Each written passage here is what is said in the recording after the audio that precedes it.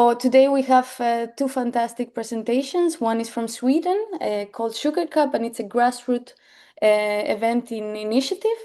And then we have a Dressage Symposium, which is an initiative that is done together with the Spanish Federation.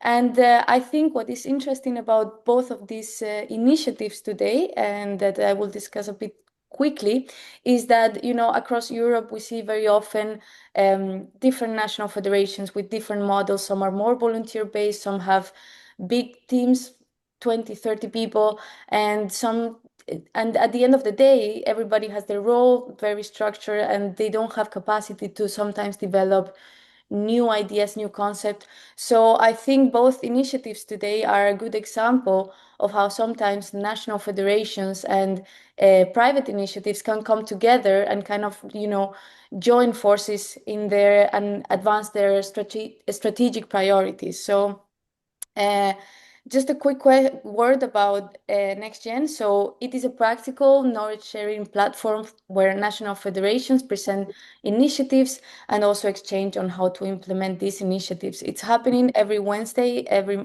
first Wednesday of each month. And today, as I mentioned, so a little bit the procedure is this quick introduction. Then we will have the presentation by Pernilla Velander. Thank you very much for joining us. She's co-director of Flyinge Hus, and she will be presenting Sugar Cup, which, as I mentioned before, is a event in grassroots initiative. Then we will have a Q&A. And then we will move on to the Dressage Symposium, which will be presented by Glimvik Garcia, Secretary General of the Spanish National Federation, and Lisa Glimvik, who is the owner of and founder of Equi for All. Then we will have a Q&A after that. And finally, once you close, once we finish the meeting, you will have a survey come up. And in this survey, you can introduce your information. So if your email, so if you want to receive all the information and resources from the call, you can just put your email in there.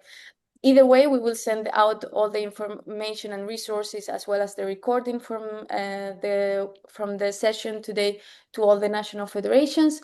So yeah, without further ado, thank you once again to our presenters today. And let's get started. Pernilla, thank you very much for joining us today. The floor is yours. Thank you very much. Thank you for having me and Sugar Cup, which is something we actually, my husband and myself started, invented, came up with the idea to make in 2009 already. And I will tell the personal story behind this briefly as an introduction, but I perhaps should just say that I'm an equestrian journalist. I've been covering equestrian sports for quite a while. My husband is a former event team national rider, trainer today, and we run a horse company in Flyinge, Sweden. So this is the background, and the reason that we found Sugar Cup, found the idea good and founded the series is our youngest daughter had a wonderful Welsh mountain pony, a small pony. She, for obvious reasons, wanted to try eventing, but due to a rules change in eventing in the early 2000s, the show jumping fences were too high, and she never got out into the cross-country phase.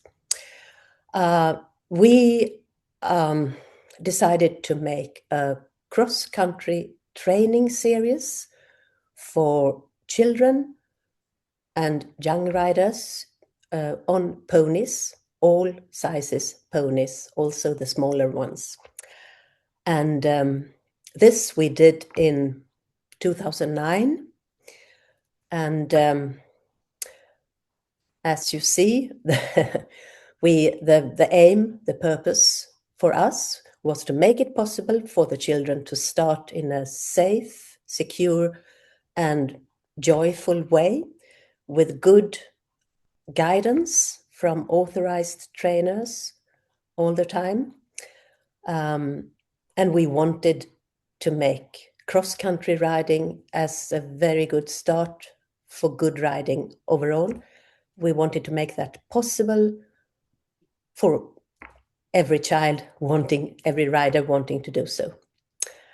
I just mentioned that the Swedish Federation, the Equestrian Federation, is very supportive and has absolutely realized the use and the benefit of this series, since it has been increasing the interest in cross-country. So we have a very good and close collaboration with the Federation also. But the initiative is private from Flyingehus, our company and location. The concept for the series is that all fences, cross-country fences, are to be low, nothing over 60 centimeters. All ponies shall be able to manage to jump them. We have all the rounds guided and supervised and by authorized trainers. This is also, the training is the central part. The system is built upon local rounds, local organizers, and we started down in Flyinge the first year with 24 ponies. Last year we had something closing up on 500 ponies all over Sweden, which is quite a development. I'll come back to that. Each Sugar Cup round, they are ridden during the summer holidays. Each round consists of one training, group training, and with practice where the riders jump each of the fences in a small course, just to be secure and feel safe with doing that. And the second part of each round is a ride-up, an individual ride-up, like a competition, but only the cross-country phase. We have planned it so that all riders who have started at least 2 local rounds, meaning 4 times riding, the training and the ride-up, at least 2 rounds entitles you to start in the regional final. And in all rounds, we have style assessments, and there's nothing like time, only the style, the impact, the judgment, the assessment of how the couples work together and improve. From the regional finals, which have been 7 the last years, all over Sweden, about the 25 to 30% of the best, the highest scored riders are entitled to come to the national final, and which is one national final, which has become quite an event. And we have always had it in combination with either a big international eventing competition, Swedish, Nordic, Baltic championships, or another occasion, which makes it possible for the children also to look at the big stars of the sport and follow them and have this meeting. That's the concept. And then the setup, which is how we want, we have printed regulations for this all, which is how we want the courses to be. And as I said, there are no fences higher than 60 centimeters, but we wish on all courses all over Sweden, we wish the courses to contain all types of cross-country fences, like not just only logs on the floor, but also drops and some simple waters and whatever you could meet for the children to learn the different modes of riding on different fences. The courses are to be around 1,000 meter, and they, of course, all the fences and all the rounds have to be visible from the style judges during the ride up. And as I said also, the first phase, day 1, is a group training, all fences, one by one, and day 2, an individual riding up. And the riding up is finished with a moral review, not a moral, sorry, an oral review from the style judge, and the assessment is aimed to be constructive and encouraging and helping the kids to go on in their development, which also is the case, really.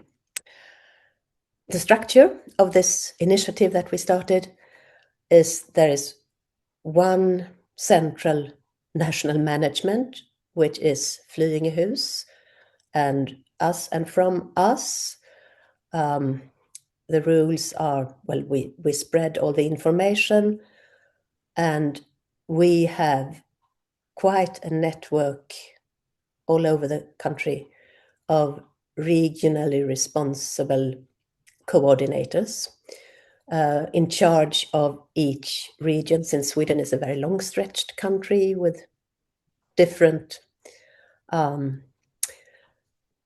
well, there are different possibilities all over the country. In each region, there are then the local organizers having their cross-country courses and organizing those rounds, the basic rounds. And as of today, there are around 60 local organizers all over Sweden. And as I mentioned before, from the local rounds, or everyone who has made at least 2 rounds come and may ride one of the or several of the regional finals, and the 25-30% with the highest score come to this national final at the end of the summer vacation. You also see here the information channels are above all our website, which is still presently in Swedish, but could perhaps be understandable to some of you all the same. Could also be a project to translate, of course. There are also local Facebook groups for each region that provide the information locally. Yes, this much for the structure. And the financing, which is an important part, of course. All of the series is based upon starting fees. So each rider, or the parents, apparently, have a fee of 700 Swedish crowns, which is a little less than 70 euros. 1 to 11 is the rate. The training, the price of the training is 350, and for the ride up, the performance, also 350. And these fees are covering the costs for the cross-country courses and for the trainer and judges, respectively, on the 2 rounds. And a smaller part is aimed to go to the administration also there are often like a club organizing this with different forces making all the different. This one is trainer, one is responsible for the course, and someone also makes the starting lists and all of the administration, the goodie bags, everything. Except for the or above the starting fees, we also have a main sponsor to the series and several local sponsors, different in different parts of the country. And we have had the main sponsors all since the start. There was a change in sponsors last year, and we now have a new horse insurance company, Svealand Hästförsäkringar. And the main sponsor and the local sponsor contributions, they go to, we give out goodie bags to all riders after each round, like small things, but a little something for the child to get as a reward. There are, by the round ride-ups, and especially for the regional finals and the finals, they find special prizes. We have special Sugar Cup ribbons in the Sugar Cup color, and this is financed by the sponsors. And what I mentioned as well, the outcome, I said something very early about the increase in number of starters. I say here that Sugar Cup has meant a remarkable boost for skillful cross-country riding. Eventing was about to die out, pony eventing, since it was too hard for most ponies to get to competitions, carry out competitions. And such a number of previous event pony riders went over to show jumping. And with Sugar Cup, the number of starters in eventing nationwide has been increasing. I was trying to find a percentage, and but it has more than doubled since the beginning of the 2000s, almost tripled, which is, if you look to the number of starters over a period. More important even still is perhaps the fact that the children, they turn so very good riders. They learn so fast, and they take the instructions in a fantastic way.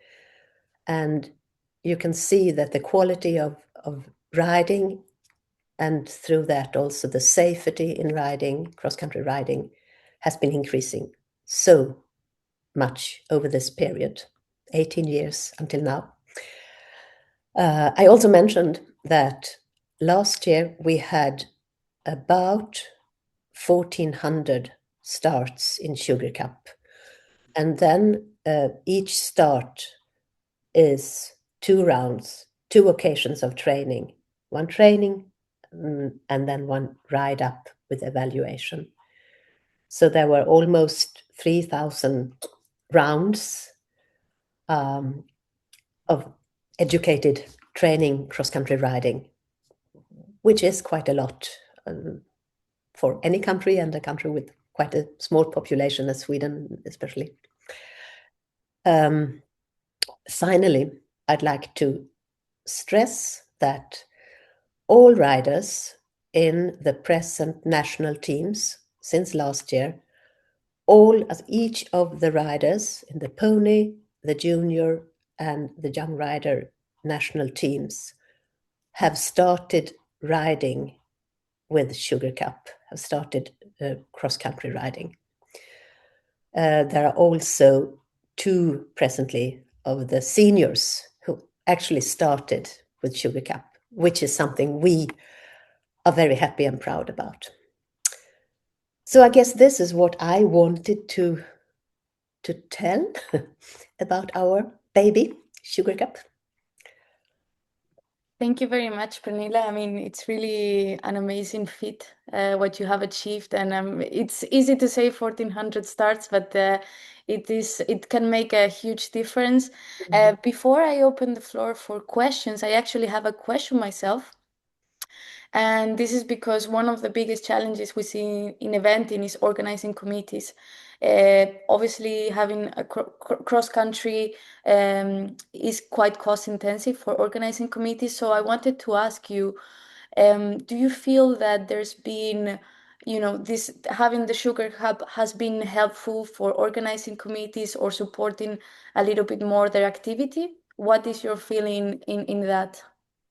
Yes, I would say absolutely. Also, the concept of lower classes, 60, 70, 80 in eventing, have started. And of course, since most Sugar Cup organizers are personally involved, parents of children, then there is a personal thrive, a personal force and power, which has made the concept of building, creating smaller and several cross-country courses that the number has increased, and also many clubs are this is useful also for the clubs in the official organization, I would say.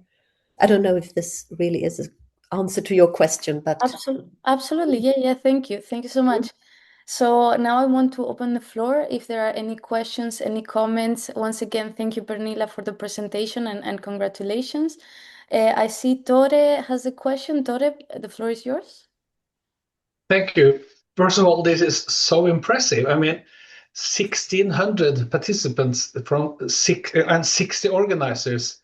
Really impressive, and I think for everyone is very also motivating to what you are achieving. But I have one question. Do you have, when you have 60 organizers, does that mean you have 60 venues for cross country in Sweden? yes. When I say organizers, then I talk of venues where Sugar Cup is held. Yeah. That's also very impressive. Yeah. And of course there is, sorry. Of course there is a difference. I mean, creating a Sugar Cup course with this length, 1,000 meter, and this number of fences is not as difficult as to create a 4-star, of course. Still, the courses, all the fences have to be visible, and there are things to consider here. And there really has been a boost in this field also. And of course, very much thanks to Sugar Cup. And second question, are the number of participants, is it increasing or decreasing over the last couple of years? Actually, we had, I check my, we, in the 24 and 25, we had about the same number. It has not been decreasing, even though some other fields, like riding schools, are feeling this development of a slight decrease due to several reasons, of course, difficult times and whatever. But I'd say we have not, and for this year we have the same number also. We have centrally sent out the material for about 1,200 ground, the basic, the local rounds, which is the same as the last 2 years. Fantastic. Congratulations once again. It's very inspiring. Thank you very much. Thanks. Thank you so much. Sandra, you raise your hand. Yeah, thank you, Pernilla, for your presentation. I just want to add, because I'm one of the parents whose daughter came to eventing through Sugar Cup, and I would just say that it's not only making the children find the way to eventing, it also introduces the parents to eventing. So that is also a perspective, because we are the one who supports the riders when they are pony riders. So I think that's also a good introduction. I just wanted to add that, Pernilla, because I know that was our way into the eventing Sugar Cup. Thank you. Yeah, and your daughter is definitely one of the team riders today, and it's fantastic that she started here, and we are very happy about that. Thank you, Sandra. Thank you. Lisa, you raise your hand as well? Yeah, I have two questions. I'm new to cross country, but just curious, the style assessment, is that specific to Sugar Cup, or is that a normal element in cross country for young riders? That has become a normal element. There are also what you in German would call Steilprüfung, as a form of competitions. So at many competitions there are style assessment classes, which is also a very, very good development indeed. Yeah, I love that. So it's not a specific protocol to Sugar Cup. You use the style assessment that is also used in other. Today we use the same. Yes. Okay. Well, it's used nationwide and also in official competitions. Yes. Okay. And I imagine, being a cross-country event, that most of the participants are coming with their own pony, but is it also open for anyone that would be allowed to compete with the riding school pony, for example? Yes, we have quite a number of riding schools also coming with their ponies. It's open to ponies. This Sugar Cup is a pony. There are also a horse branch, or how I put it, but not as developed. And we are concentrating on the ponies, really, because that's where it all starts, I would say. Okay, super nice. Thank you. Thank you. Actually, just add something quickly. We have translated, Pernilla was very kind and shared with us the style assessment. So we translated it. Also, she reviewed to make sure that everything makes sense.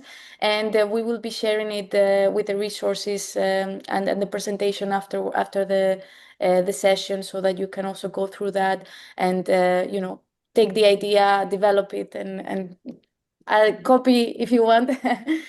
So, Kaisa, you have a question? Yes, hi, nice to meet you, all of you. Thank you, Pernilla, for your presentation. Not really a question, just telling the good news from Finland, as we think Sweden is our big brother in many ways, but also this way. You have Sugar Cup and we have launched Candy Cup. And I think this is the second year. And last year, the goal was to reach 50 new combinations to the world of eventing, but I think it was totally 100 combinations, and we are hoping getting more and more interested young pony riders into the eventing with this Candy Cup in Finland. So thank you for your example, and we have copied it. Thank you. Thank you very much, Kaisa, and thank you also for mentioning this. Sugar Cup spread, we had it also work together with Denmark, and we have contacts running Sugar Cup also in Schleswig-Holstein in northern Germany. And I got the news last year about Candy Cup in Finland, and I think this is fantastic, really. Yeah, they both have very sweet names. Mm-hmm. Yes. And if I didn't mention, let me do that. The wonderful little Welsh mountain pony of our daughters, her name was B Sugar. So that was the reason for the name and the series, and it's everything Sugar Cup now. That's lovely. So thank you very much once again, Pernilla, and I think it's fantastic also to see how, when there's a good idea that other national federations can take it and implement it. And I think that's, after all, the point of these discussions and of NextGen. So thank you very much once again, and congratulations. And good luck to Finland to implement Candy Cup.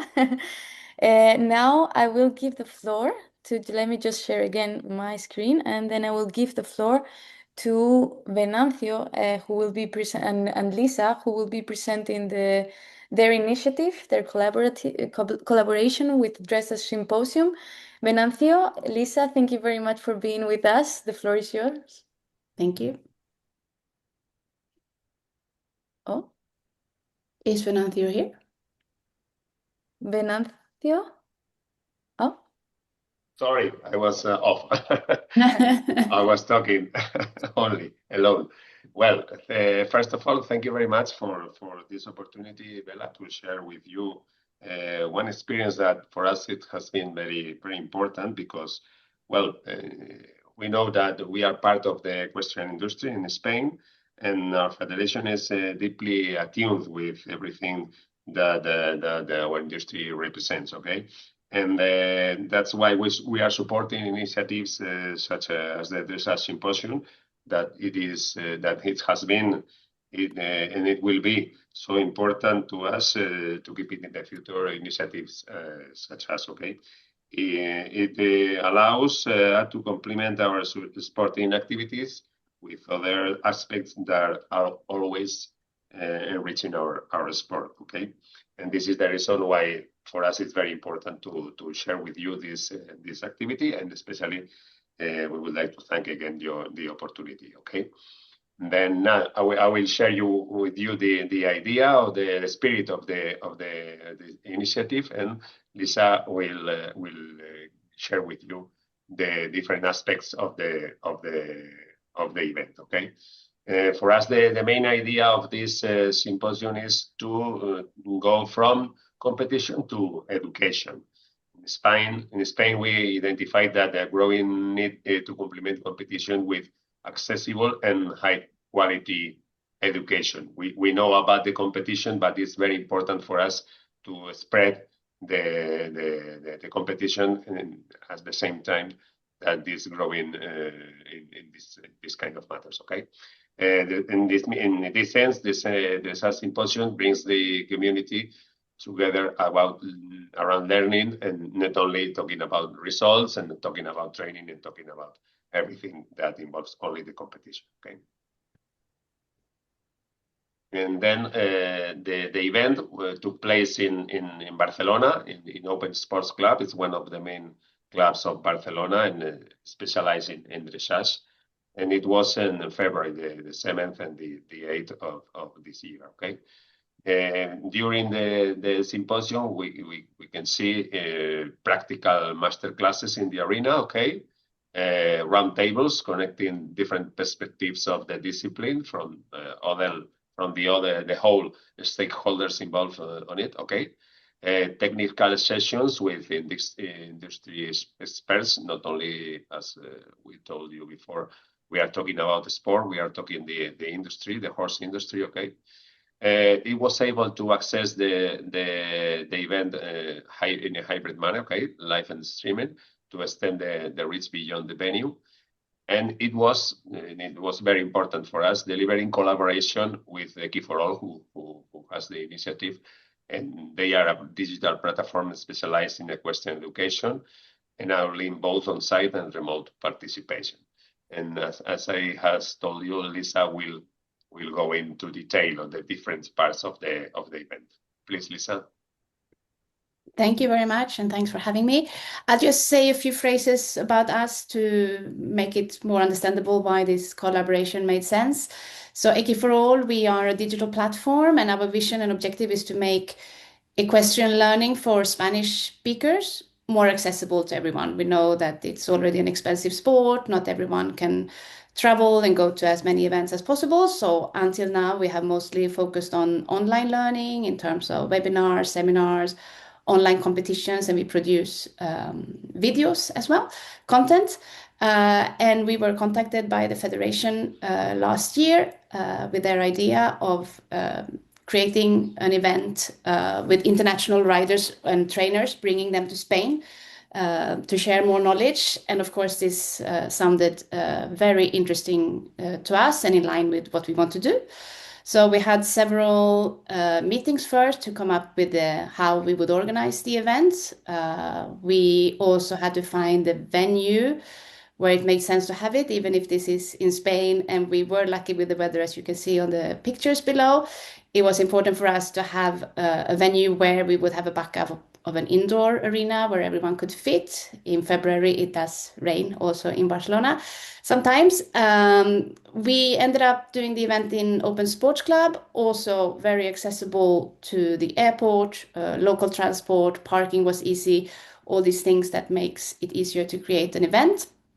We had 110 attendees on site, and in total 11 professionals that were working either in the master classes or in the round tables. And we were looking back and forth on how to do this. In the end, we had 9 horse rider combinations. We had 3 master classes in total. We ended up with deciding on a 2-day event, which actually was very full on Saturday, and a half-day Sunday to let people also catch flights, trains, etc., to travel back home. So we did 2 master classes in the morning in the arena on the Saturday, and 1 in the morning on the Sunday, and each afternoon or midday we finished up with round tables and discussions. It was really a big win for us to be able to early in the process secure the presence of Monica Teodorescu. She was the main name of this event, German Olympic dressage rider and currently the trainer of the German national team. And we got the chance to work as well with Rien van der Schaft, who is the Spanish national trainer of the Spanish dressage team. We, of course, included national experts. Miki is the technical director. We had Berna Pujals and Beatriz Ferrer Salat. Berna is the trainer of the, Bella, correct me if I'm wrong, but young riders, dressage. And young horses as well. I think it's both of them. Okay, thank you. And Beatriz Ferrer Salat, who is an Olympic rider representing Spain. And that mixed, especially the industry specialists took part in the roundtable discussions in the afternoon. We had the honor to have Bella with us as an expert from FEI. We had equine educator to give another aspect to things, farrier, vet, and a physiotherapist. So it was really a big mix of professionals. This was really a possibility for everyone to learn from the master classes. So the way it was set up was, of course, with speakers. Everyone was working with headphones to make sure that everyone in the what do you call it? I cannot find in any language now. Anyone listening in, everyone on site could hear well what was going on. We had very good feedback from everyone being happy of this being a full day event, that after the master classes in between round tables to have the possibility of actually interacting with these professionals. Every master class ended up with question and answers that was very interactive. So open discussions was really, really key. And the welfare topic as well was very popular. And it was just an amazing atmosphere. We could feel that people were really hungry for these kind of live and learning events and sharing and connecting with other people.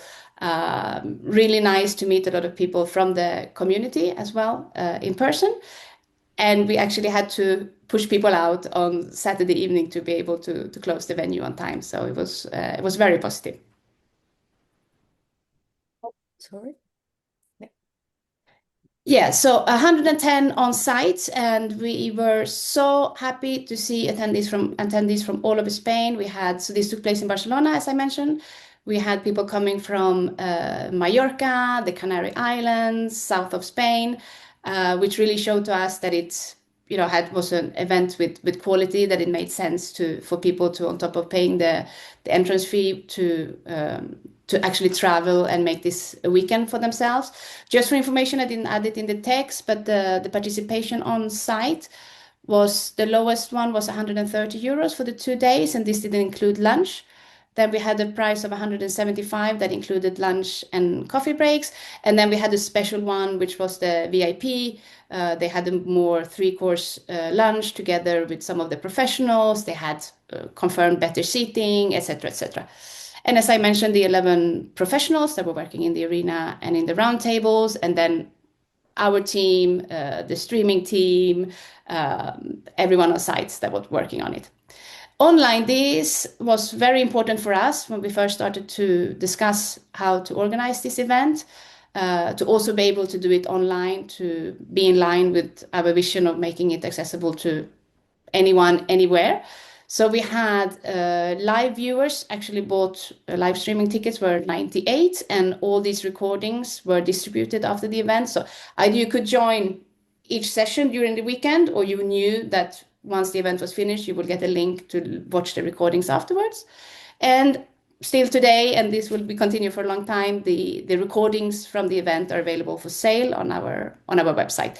If anyone is interested in seeing some of the recording, most of it is in Spanish, but especially those with RIN, are some parts in English. If you're curious on how the setup was made, I'm happy to share the links for the recording with you separately. Yes, I think, Venancio, this we can probably share together, but of course, from a federation and from our perspective, this was really important to build community. We felt that the passion for dressage was booming during the event. People were asking for more. When is the next event? Where? From our side, our ambition is to do 2 a year for dressage, and we will do our best to do this in different locations in Spain to, give more possibility to different people to come each time. One of the challenges is to find venues that can accommodate so many people and also do these different things like lunch, indoor as a backup, a big enough space for round table, etc.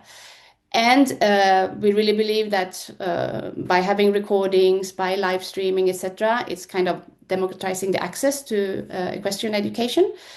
And we hope that with the content that is created is really a long time value for people. A masterclass with Monica or Rin, or a discussion around welfare or the future of Spanish dressage, etc., will still have value in many years from now.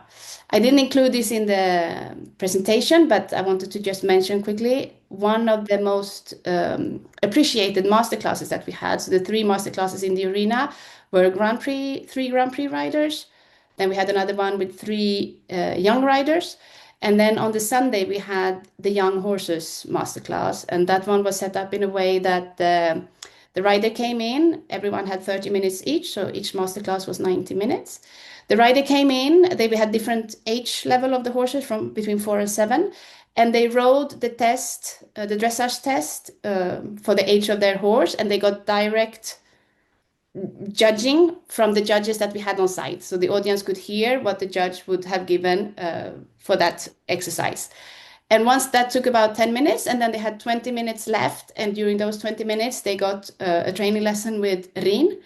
And the feedback that we got was that it was amazing for the audience to see the difference in these 20 minutes and what had been difficult during the test, just in these 20 minutes with training with Rin and the exercises that they did, how much it improved. And we really felt that it was a lot of interest, and people are really curious to know more about bringing up and training young horses. So this is definitely an aspect that we will keep in future events as well. Yeah, it is true, as Lisa said, that for us it's very important at the end to go beyond the competition, not only to be involved in everything about our competition, our riders, but also to extend the idea of our industry to other stakeholders. It is true. So thank you very much, Venancio and Lisa, for this fantastic initiative. And just one last word I want to add. In my current role as development officer at the EEF, one of the things that I see most national federations struggling with is education, because the process to update